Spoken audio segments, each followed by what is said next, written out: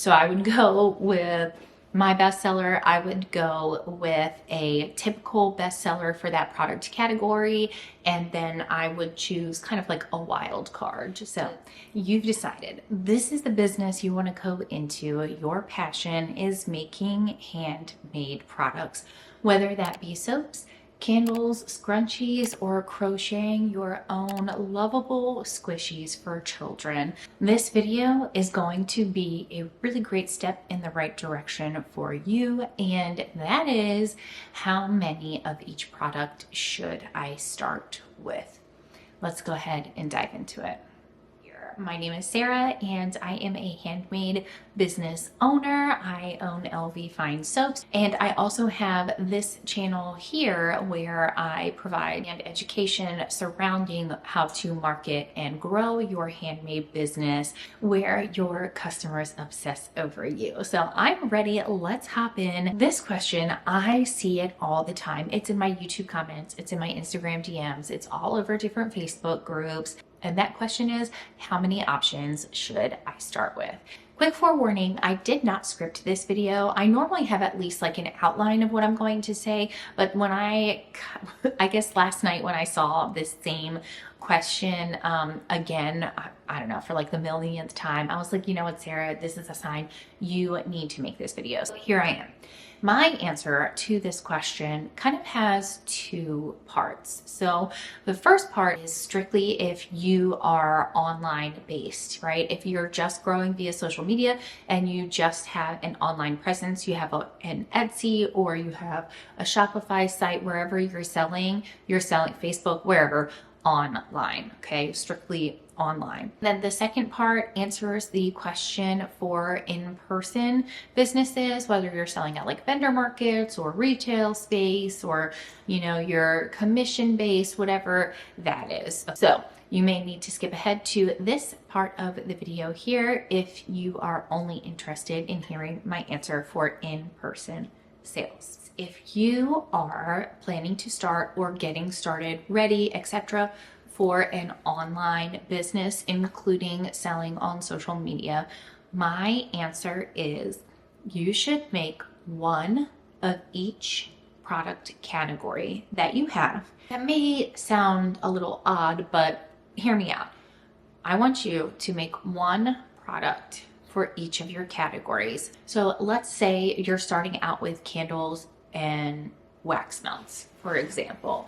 I want you to make one of each of them, maybe two of each of them, fragrance them, right? But when you label them, I want you to put a blank label onto that product, because what we're going to do is have like a full-on photo shoot. Okay, you're going to have a full photo shoot with those two products or however many, you know, categories you're starting with.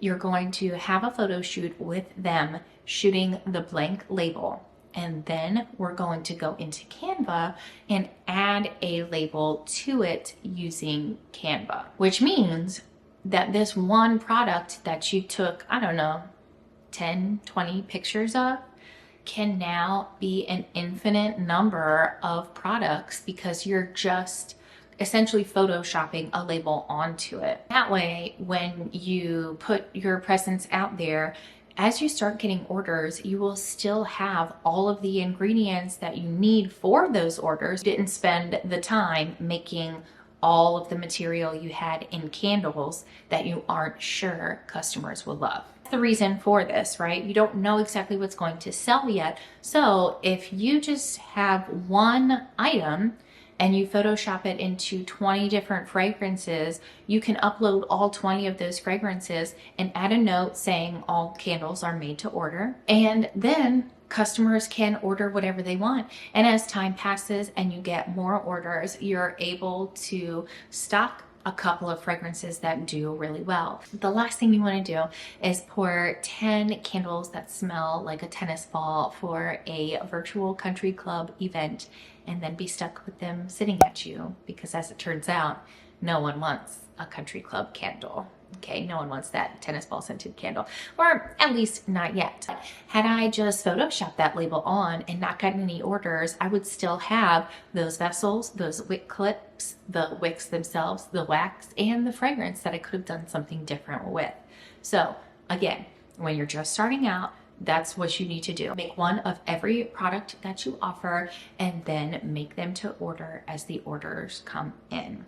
Hopefully that was clear for you. I did my best to explain it off the top of my head, like how it happened in my brain, right?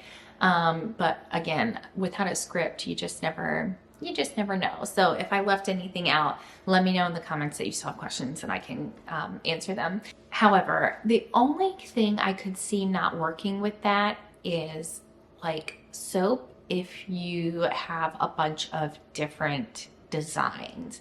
Personally, if I was starting out with soap and selling online, I would do 4 test batches in kind of like neutral colors, not like beige neutral, but like a color that you could use widely. And if that's what I was doing, I would do 2 solid bars of like a typical color and then 2 AC swirled bars. That way I can Photoshop the label on there and I can still get more options. It won't be as many options as you would if you were to do say the same process with a candle or a wax melt, but it could give you, let's see, if you do 2 solids and 2 swirls, I mean, you could easily get like 12, maybe 16 different kinds of soap. But again, make sure if you're doing this that you put a note saying that everything is made to order and, you know, allow for that additional time because your products do obviously need time to cure. Let's move into in-person sales.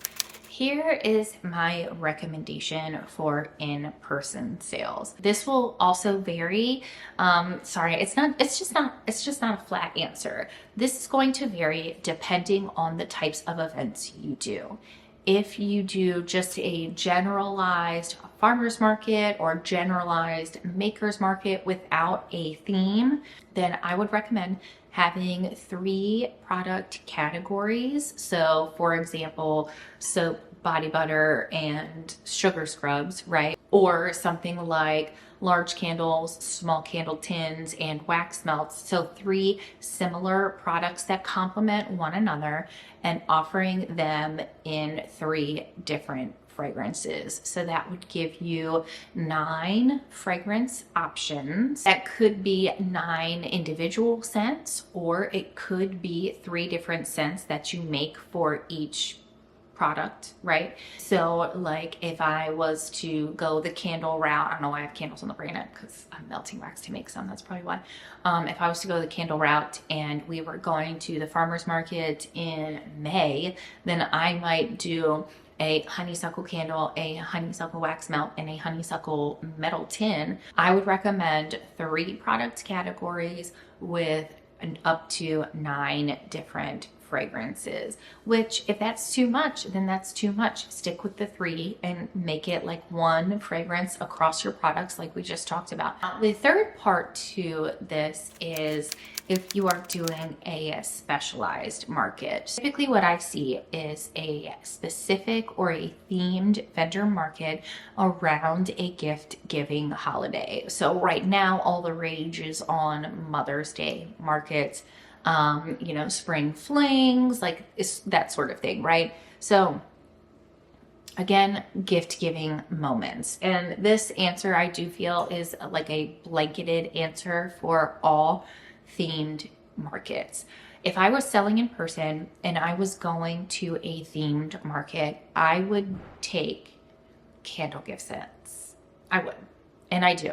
Because candle gift sets are the easiest thing for anyone to grab and buy and gift for someone. If you have like a body product gift set, that's amazing. But what I have noticed is, and what I have heard customers say when picking gift sets, they go for the candle gift set because they know at home mom burns candles. At home, you know, my wife loves to light her favorite candle in the kitchen once she's finished cleaning it. They see candles and they smell candles in the house. So they know that is a gift the recipient will love. What they don't always know is what kind of soap mom likes. Does she like bar soap? Does she even use body butter? Like, how does a sugar scrub even help her, right? There's a lot of questions when it comes to other products. Okay, so I definitely started rambling and I got off topic there, going on that tangent about gift sets. But if I had to just choose one thing for in-person sales to put all of my eggs into, it would be a candle gift set. If I'm vending at an in-person themed market, what I am doing is bringing 2 to 3 fragrances for every product that I have. In the beginning, it's very tough to try and figure out because you may come home with 0 candles at this event and have 20 left over at your next event. It just, when you're first starting out, it's really hard to figure that out. So that's what I would do. I would bring those and I would sell the heck out of them, It's tough because, like, for example, I offer perfume, but I know now I don't take it to every event. But before, I did take it to every event, and now I just take it to one specific set of events or at a specific location, really. So it just kind of, that one is a little bit harder to answer because your answer will be very specific to you and the area you live in. But that's what I would do if it was me. I would make sure that I had a sampling of a couple of fragrances to choose from. I would probably go with a bestseller. Then I would go with a common one like lavender. I'm not necessarily a huge fan, but lavender just sells like crazy.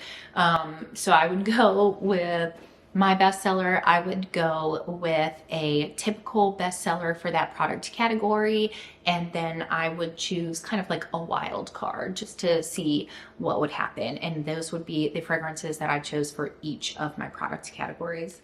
Before we wrap up, I want to give my advice for those of you who sell both online and in person. What I would do is follow the same steps that I outlined earlier for online businesses by making one product and then photoshopping the label into multiple products and have them online. Then I would follow then I would also prepare the same way for an event that I just talked about, making a couple. I would go with 3 would be a good focus. I would make 3 of each product that I plan to offer at the market. I would put everything on my website, and then when I was talking to customers at the market, I would be sure to inform them that I have additional options within my website. Okay, sorry, I wasn't able to bring everything today, but if you're looking for more of a citrus scent, I actually have one on my website. Here's where you can find it. Show them your website. Pull it up on your phone. Show them your website real quick. Have them type in your website. Have a little QR code or like a little business card type thing. Those are great ways to get people to come to your website, and there's nothing wrong with it. You're not misleading them. You're not being deceptive about it. Or you do have that to offer.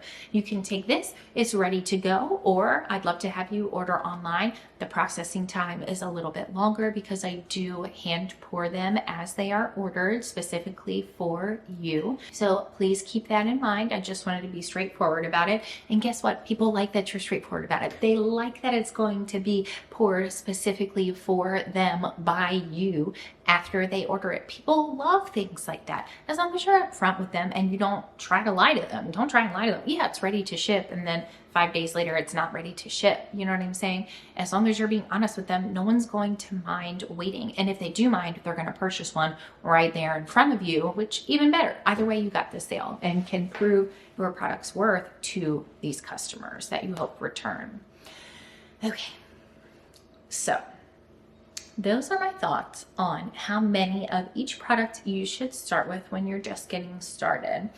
Again, if you have any questions, you can leave them. Also check out the blog post for this video at pinkenvelopebrands.com. Over on my blog, I do have some free and some paid resources that will definitely help you as a handmade business owner. Just kind of tighten up your systems and grow. Okay. I'm going to talk to you guys later. I hope you have a great day, and I'll see you next week.